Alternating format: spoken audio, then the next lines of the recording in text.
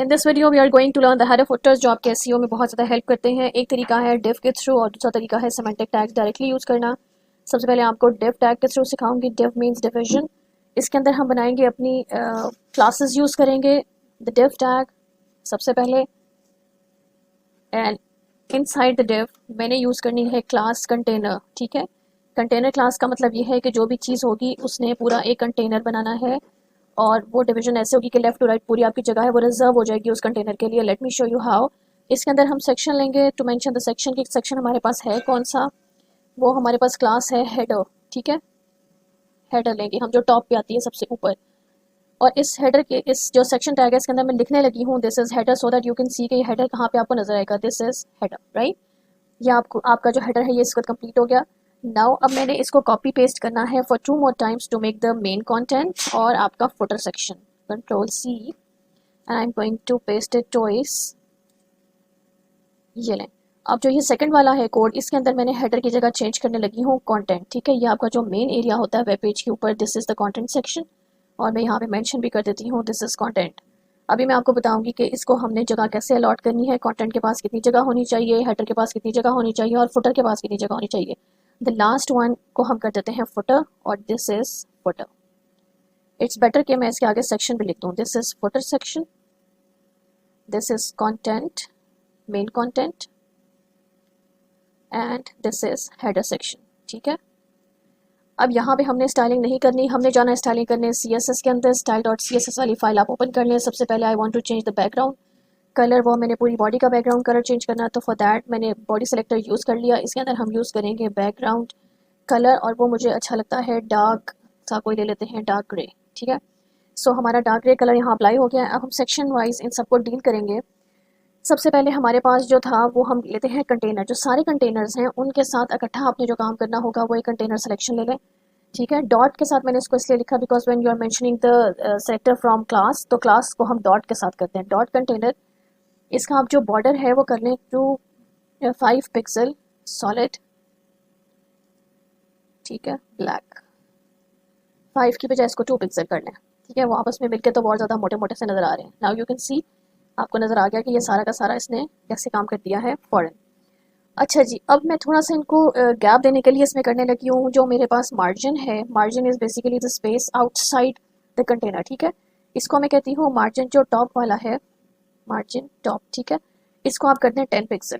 इससे आपका जो थोड़ा सा गैप है वो इस वक्त विजिबल हो गया। टॉप से मैंने 10 मार्जिन देखें, जो सबसे ऊपर वाला था उसके ऊपर भी 10 पिक्सल का गैप है, इसके मेन कंटेंट के ऊपर भी और फुटर के ऊपर भी। ठीक हो गया। अब मैंने क्या करना है, अब मैंने लेना है सेक्शन वाइज इनको फॉर्मेट करना है। सेक्शन वाइज इनकी फॉर्मेटिंग करने के लिए हमें चाहिए सेक्शन डॉट हेडर। ठीक है, मेरे पास ये वाली क्लास थी जो मैंने हेडर के साथ शुरू करना है वो मैं अब इसके अंदर लिखूंगी। इसके अंदर इसकी हाइट आप एडजस्ट कर लें। फॉर एग्जांपल मैंने लेनी है इसकी हाइट 50 पिक्सल ले लें, दैट्स एनफ। तो 50 पिक्सल का चौड़ा वाला आ गया। ठीक है, आप इसको 100 पिक्सल पे भी लेके जा सकते हैं, 60-70 के ऊपर भी एज यू विश। और इसके बाद हम करेंगे सेक्शन डॉट कंटेंट। उसके लिए हमने क्या करना है, हाइट उसकी एडजस्ट कर देते हैं बिकॉज डिफरेंट डिफरेंट हाइट्स हैं इसलिए हम इकट्ठे नहीं एक जैसी एडजस्ट करें। हाइट इसको ले लें आप 200 पिक्सल। ठीक है, मैं चाहती हूँ ज़रा ज़्यादा वाला कंटेंट मेरे इसके ऊपर आ जाए। कैन यू सी कि ये मेरा वाला इसका ज़्यादा सा वो आ गया उसका content. Now we are going on section dot footer. इसकी भी हम ऐसे ही हाइट एडजस्ट कर लेते हैं, जो आपने रखी है अपने हेडर की वही आप रख लो फुटर की। ठीक है, ताकि वो एक बैलेंस मेंटेन रहे, 50 पिक्सल। चलें, अब ये पेज के ऊपर बहुत छोटा सा कंटेंट लग रहा है तो आप ऐसे करें, इसको बढ़ा भी सकते हैं। इसको मैं 70 कर लेती हूँ और जो हेडर वाला सेक्शन है इसको भी आप 70 कर लो। ठीक है, 70। और जो आपका ये है मेन कंटेंट इसको कर दो आप 300। ठीक है, तो ये थोड़ा सा ज़रा वाइड आपको जगह ज़्यादा मिल गई है। ये आपके ऊपर डिपेंड करता है अकॉर्डिंग टू योर नीड, आप इसकी हाइट और सब कुछ एडजस्ट कर सकते हो। Now we are going to create the header footer and main section without using div और क्लासेस। अब हम यूज़ करेंगे डायरेक्ट यहाँ पे टैग्स। ये इनको कहते हैं सिमेंटिक टैग्स। ठीक है, आपका जो ये HTML5 है ब्राउज़र और जो आपका SEO के लिए होता है उसके लिए डायरेक्ट हम टैग यूज़ कर लें तो it would be easy to find.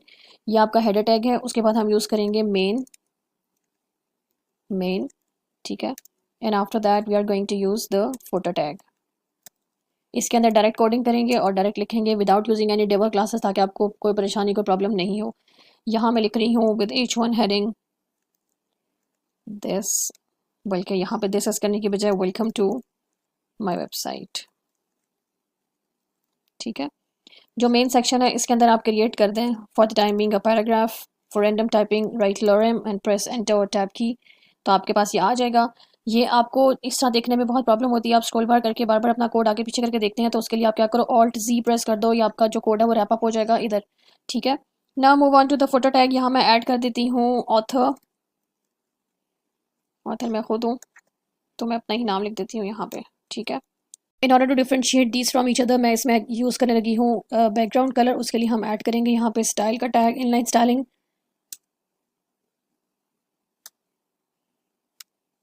Here we are going to add the background color, और बैकग्राउंड कलर में ले लेते हैं कोई लाइट सा कलर, डार्क सा कलर, कोई grey tone colour. Okay, grey. आपको अपनी चॉइस है, आप जो मर्जी इसके अंदर कलर यूज़ करें। ठीक है, उसके बाद जो आपका मेन है इसको रहने देते हैं वाइट ही, और जो आपका फोटर है इसके अंदर भी कलर ऐड कर देते हैं grey. Let me copy it from here, style, और यहाँ पे ऐड कर देते हैं इनसाइड द फोटो टैग। ठीक है, ये एज एन एट्रीब्यूट ऐड होता है इसके अंदर। चलें जी, आपके हेडर के अंदर जो है वो हेडिंग के अलावा या वेलकम या वेबसाइट के नेम के बाद जो होती है वो एक लिंक्स दिए हुए होते हैं। ठीक है, हम वो लिंक्स यहाँ पे लगा लेते हैं। फॉर एग्जांपल ए रेफरेंस, वो जो आपने यूज़ किया हुआ है ए, हम लिंक के लिए यूज़ करते हैं। मैं इसको फिलहाल के लिए एम्प्टी छोड़ रही हूँ, इसको बाद में चेक कर लेंगे कि हमने यहाँ पे क्या देना है। यहाँ पे for example I am going to give home. ठीक है, एक होम का लिंक लगा लेते हैं यहाँ पे। आपको नेविगेशन बार भी बनाना सिखाऊंगी प्रॉपर्ली, वो कैसे बनाते हैं, लेकिन फॉर द टाइम बिंग आप इसके साथ गुजारा करें। Control C, control V, then control V and then control V. ठीक है, यहाँ पे 3-4 लिंक होते हैं। होम एक होता है, about us, the third one मैं इसको कर देती हूँ प्रोडक्ट्स, फीचर्स, प्रोडक्ट्स, लेक्चर्स। आपका जिस चीज़ के ऊपर वेबसाइट या चैनल है आप उसको कर सकते हैं। यहाँ पे लिख देती हूँ कॉन्टैक्ट अस। ठीक हो गया, ये हमारे पास 4 लिंक्स बन गए, जो मैं क्लिक करूँगी तो कहीं नहीं जाएंगे, लेकिन आपको शो करा रहे हैं कि ये लिंक्स हैं। यहाँ पे अगर मैं रेफरेंस दे दूँ किसी और वेबसाइट का या किसी और जगह का तो वो भी यहाँ पे आ जाएगा, राइट। अब यहाँ के ऊपर आप अपनी पिक्चर भी लगा सकते हो, लोगो भी लगा सकते हो, अपना पैराग्राफ जो आपने लिखा हुआ है इसके ऊपर आप यहाँ पे लिख दें H3 या कोई भी हेडिंग के अंदर। देखिए, आप जैसे जैसे लिखते जा रहे हैं ना वैसे वैसे आपका ना वो आता जा रहा है, उसको वो इंक्रीज करता जा रहा है, वो वाला साइज उस चीज़ का। यहाँ पे आप दे दो इसको hey everyone, hey everyone, explore my channel to get more videos। ठीक है, यहाँ पे मैं H3 को क्लोज कर रही हूँ ताकि मेरा पैराग्राफ का वो जो बाकी चीज़ें हैं वो वैसे ही रहें। इसके अंदर आप अपनी इमेज भी लगा सकते हैं। इमेज के लिए आपको इमेज कॉपी करके इसी फोल्डर में रखना पड़ेगा। मैंने अपना चैनल का लोगो यहाँ पे ले आई हूँ, जी फॉर जीज लोगो डॉट JPG। इसको हम करते हैं यहाँ पे एंटर, इमेज सोर्स, और यहाँ पे आपने देना है इसको बिल्कुल करेक्ट स्पेलिंग्स के साथ अपनी फाइल का नाम एंड सेल्फ क्लोजिंग। ये अच्छा जी, इसका साइज़ बहुत ज़्यादा बड़ा है तो मैं इसके साइज़ को भी एडजस्ट कर देती हूँ। उसके लिए आपको उसकी हाइट और विड्थ एडजस्ट करनी पड़ेगी। आप हाइट एडजस्ट कर लो इसकी 100 पिक्सल।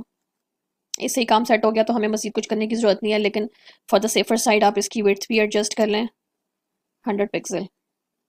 ठीक है, तो ये आपका 100 बाई। हमारा हेडर फुटर ऐसा कलर बहुत डार्क ग्रे सा लग रहा है, आपकी राइटिंग बहुत अच्छी नहीं इस पर नज़र आ रही, तो I am going to change it to light grey. ठीक है, इसको लाइट ग्रे या कोई भी ऐसा कलर ले लें जो आपको थोड़ी विजिबिलिटी में इशू ना हो, इट लुक्स बेटर। यही वाला कलर हम कॉपी कर लेते हैं नीचे फॉर फुटर,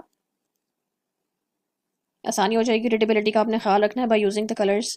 जब आप सेलेक्ट करने लगो कलर तो इस बात का खास ध्यान रखना है कि आपका कलर जो है वो आपकी राइटिंग उससे ख़राब ना हो जाए। ठीक है, इस जो हमने नीचे फोटो बनाया हुआ है इसको भी थोड़ा एक्सपैंड कर देते हैं। यहाँ पे आपने जो ये अपना पैराग्राफ एक लिखा हुआ है इसको भी आप कॉपी पेस्ट करके मजीद पैराग्राफ्स बना सकते हो, just in order to fill up the space. मैं इसको 2 दफ़ा और कॉपी कर लेती हूँ, कंट्रोल-C, कंट्रोल-V। ठीक है, तो मेरे पास थोड़ा सा आपको नजर आना शुरू हो गया कि ये पेज कैसा थोड़ा सा दिखना शुरू हो गया।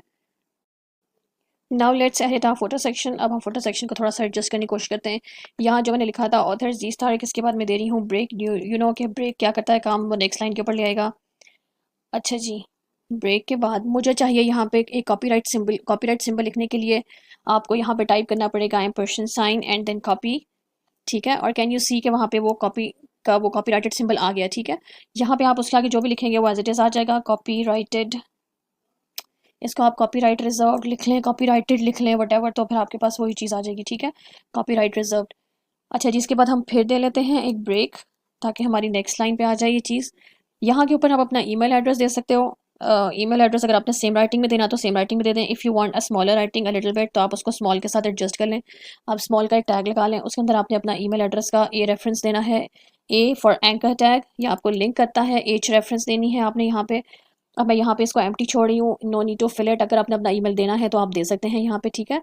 तो आप इसको क्या करो, क्लोज करो और यहाँ पे लिख दो अपना एक्चुअल जो आपका ईमेल एड्रेस है। फॉर एग्जांपल मैं कह देती हूँ z4zist@.com, दैट्स इट, ठीक है। ये आपको उस पर ले जाएगा z4zist.com के ऊपर, या आप वो @ करके अपनी कोई वो भी दे सकते हो, ईमेल भी दे सकते हो, वट एवर। यहाँ आपका स्मॉल का साइज आप देख सकते हो कि जो मेरा उसने वेबसाइट का नेम नीचे लिखा हुआ है, यहाँ मैं यहाँ पे अपना ईमेल डालूंगी, @ करके देख लेते हैं, ठीक है। ठहरे मैं आपको ऐसे बताती हूँ, z4zist@hotmail.com, राइट। ये है नहीं एड्रेस वैसे बाय द वे, लेकिन आपको मैं नजर दिखाने के लिए सिर्फ करी हूँ कि ये ईमेल एड्रेस आपके साथ ऐसे आ रहा है छोटी स्मॉल राइटिंग के अंदर, राइट जी। ये आपका एक छोटा सा स्ट्रक्चर है टू द वेबसाइट कि आप इसको कैसे एडजस्ट कर सकते हो।